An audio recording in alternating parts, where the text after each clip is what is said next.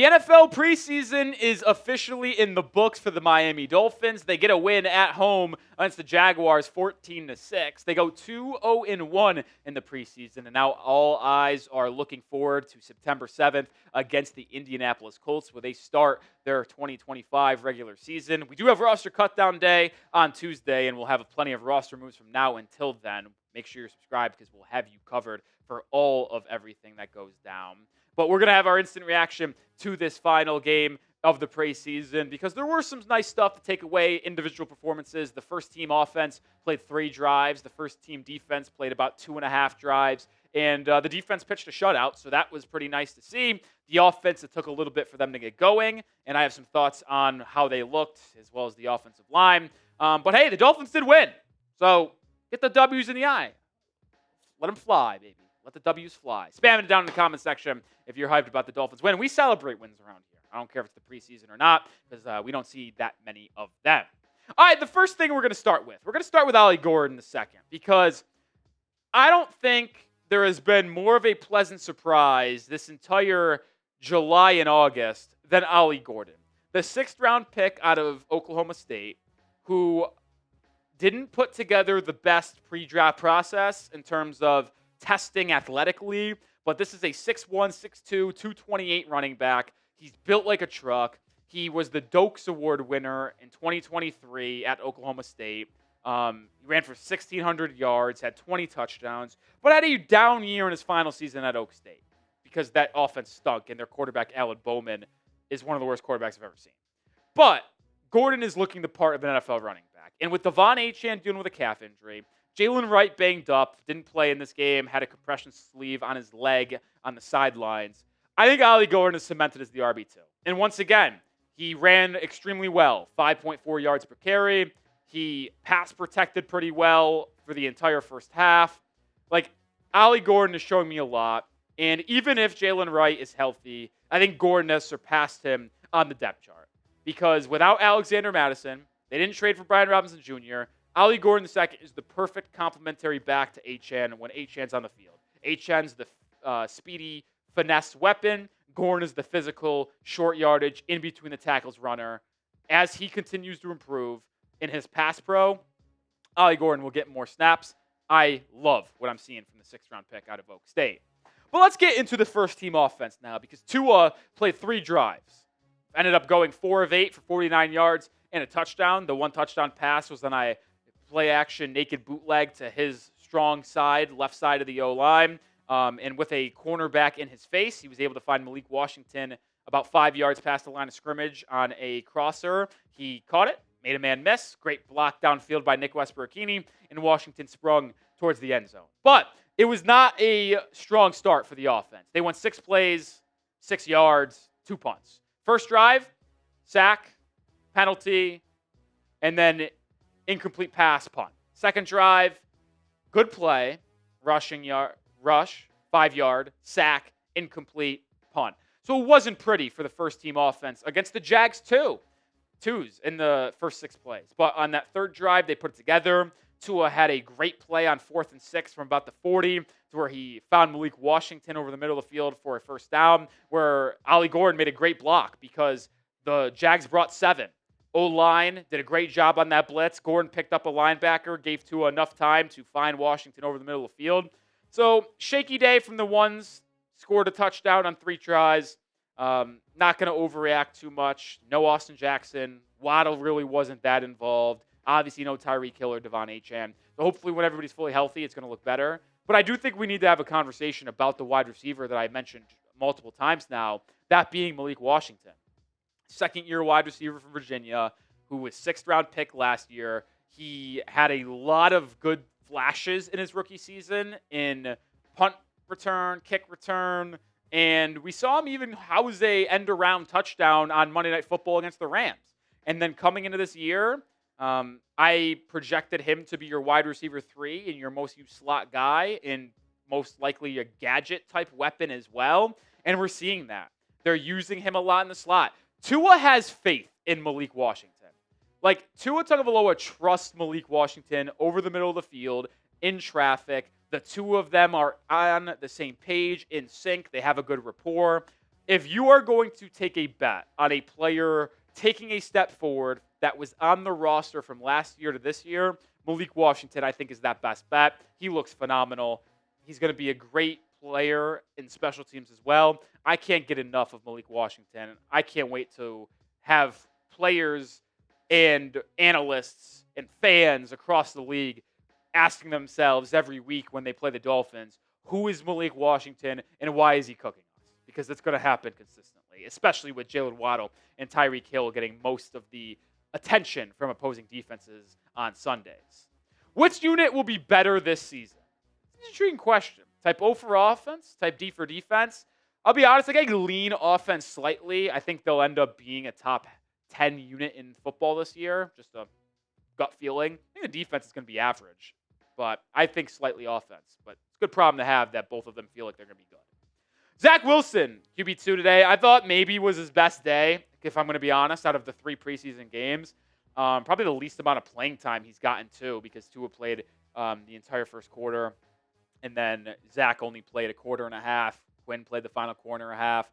Wilson, 9 of 13, 80 yards, no touchdowns, no picks. Had a 85 QB rating. Sacked twice. I'm trying to remember if he put the ball in harm's way. Don't think he did. He did miss one throw, had Taj Washington on a 20-yard seam route from the slot, had him open, and he airmailed him. So that wasn't ideal whatsoever. But I feel like he was accurate for the most part. He led the Dolphins down the field and then did take a bad sack, which then led to a missed field goal from Jake Bailey, which we'll touch on at the end of today's show. And then led another drive down the field that resulted in a touchdown. So it was a run for Mike Boone. Delivered a dot on 4th and 16 to Eric Ezukama. So I thought Zach Wilson had a pretty solid day. Not going to act like it was anything crazy, but pretty good final preseason game for Wilson. We'll talk about the QB3, Quinn Ewers as well. Didn't play a ton. 101 QB rating, 7 of 8, 66 yards. What was the one throw that he missed? Pressured, deep left, overthrew Armstrong by a couple yards. The one out that was high and inaccurate, Theo Weiss Jr. jumped and made a good catch. So we had a lot of hype and excitement about Quinn Ewers in Game 2 against Detroit. I don't really think he did anything special to make me come away excited about him. He's going to be on the 53-man roster. He's going to be on the not on the practice squad. He's going to be on the 53-man. He's going to be dressed but inactive every Sunday as the emergency third quarterback, and he's just going to continue to get reps in practice all week and all season long. I liked what I saw from him. He's a developmental 7th-round guy, but he's not ready to be a true NFL backup yet. And I hope we never have to see him this season as well, because that would mean a lot went wrong for the Miami Dolphins. More to come, and we'll probably break down more on the defense here in a second. But we are sponsored by Prize Picks, the daily fantasy sports platform I play every single day. It's so easy. All you do is pick more or less on 2 to 6 player stat projections. If you get your picks right, you can cash in and win up to 2,000 times your money. It's legal in 40 states, including California, Texas, Florida, and Georgia. Actually, more than 40 states. How about that, sports fans? And it's the best way to win real money this football season. Which players are going off, which ones aren't. Make your picks in less than 60 seconds and turn your sports opinions into real money all season long on Prize Picks. I had an entry in for the final preseason game. It did not go well for me, unfortunately. Quinn Ewers did not get to 79 passing yards. Wright and Mullins didn't even play, so those got scratched out. But I came up short after cashing in on the free entry from Avery Johnson, which they do that all the time, so be on the lookout for discounted player stat projections. Just download the PrizePicks app today. Use code CLNS to get $50 in lineups after you play your first $5 lineup. That is code CLNS to get $50 in lineups after you play your first $5 lineup. PrizePicks. Run your game. Links in the description and comments of today's video. All right, let's move over to the defense, because as I mentioned, the first team defense played about 3 series, say 2.5. No points given up. Thumbs up there. And the one thing that we have to talk about is the pass rush. I mean, these guys looked absolutely phenomenal. And yes, I've been very critical and concerned about the secondary and how it's going to hold up in the regular season. But to me, when you have these type of pass rushers at your disposal, you're just going to be so let's just say you're going to have the upper hand over opposing offenses. Like, The first play of the game, NASCAR package. Anthony Weaver let it rip right away. You know who's on the field the first play of the game defensively? Chop Robinson, Bradley Chubb, Jalen Phillips, Benito Jones, Zach Sealer. All 5 were. What happened? Chop Robinson unblocked up the middle. He was lined up over the middle with Jalen and Chubb on the outside. Chop doesn't get touched. Sack.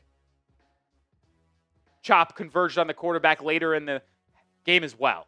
Chop is in for unbelievable. Now, Dolphins fans know it, but NFL fans are going to quickly learn that Chop Robinson is going to be a top 10 edge rusher in football for the next decade.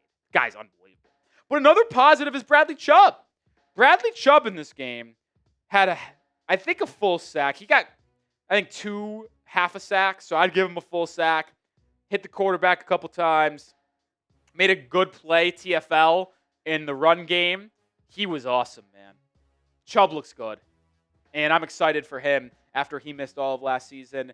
The third person out of that elite edge trio was Jalen Phillips, who was also credited for half a sack. Him and Bradley Chubb combined for a half a sack in the second quarter. He looks good as well. You want to see Jalen Phillips play a couple series because he didn't play really in the joint practices. You want to see Chubb play a couple series. He did. These guys are checked off. I'm so ready to get to them in the regular season. Man, this pass rush is going to be absolutely dominant. And before we move on to other players, Coop, let's give some love to Jordan Phillips. Not Jalen Jordan, the 5th-round defensive lineman drafted from Maryland. These numbers, I don't know what our stats are coming from, but his impact was significantly better than this. I can tell you that. Jordan Phillips was phenomenal today. I can't wait to watch some of the film on his game because the way he's able to push back some of these offensive linemen and just allow a Chubb, a Jalen Phillips, a Chop to move down the line. Some of these Jags runs, they try to do stretch zones, and then you would just see Jordan Phillips, boom, push that right guard back, force him to take a couple steps back while he's moving to the right. Then you see the other edges come in, boom, making plays at the line of scrimmage. Jordan Phillips is going to be a phenomenal pass rusher. I think he's going to be really good. And this is not an indictment on how I feel about Kenneth Grant, who didn't play today due to a minor injury day-to-day, according to Mike McDaniel. What I will say is that he has the potential to actually be better than Kenneth Grant. And I know that's crazy to say, but the way that he has a lower half, his strength, he is just so damn strong. He's athletic. He caused a illegal hand to the face earlier in the game as well, where he was pass rushing offensive lineman, got him to his face, 10-yard penalty.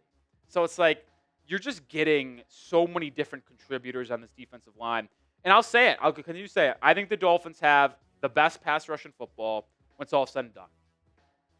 Maybe I'm drinking the Kool-Aid. Maybe I am. I know the Texans pass rush is elite. I know the Vikings pass rush is elite. I know the Giants pass rush is elite. I'll just ride my guys, man. Jalen Phillips, Bradley Chubb, Chop Robinson, Matthew Judon, Zach Sealer, Jordan Phillips, Kenneth Grant, Benito Jones. Who has it better than us? I don't think anyone. Fill in the blank. Dolphins pass rush is the blank best in the NFL right now. Let me know your thoughts down in the comment section right now. More to come here on this breakdown, but also make sure you subscribe to the channel. And why should you subscribe?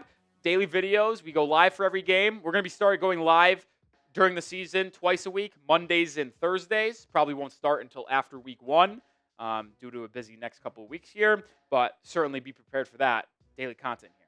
All right, couple things that I want to talk about. One more player, and I want to talk about the secondary and how they started, and then we'll talk about an injury. Because we didn't really have anybody leave the game with an injury that played in the game. Kind of a hint. But starting secondary for the Miami Dolphins. I mentioned that starting defense. Storm Duck, Jack Jones, Jason Marshall Jr.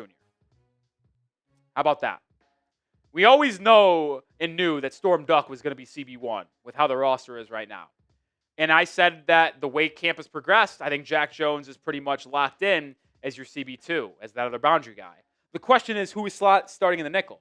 Is it going to be Mike Hilton, the veteran, or is it going to be Jason Marshall Jr., the 5th-round pick from Florida? Well, Jason Marshall Jr. didn't play in the slot at Florida in college.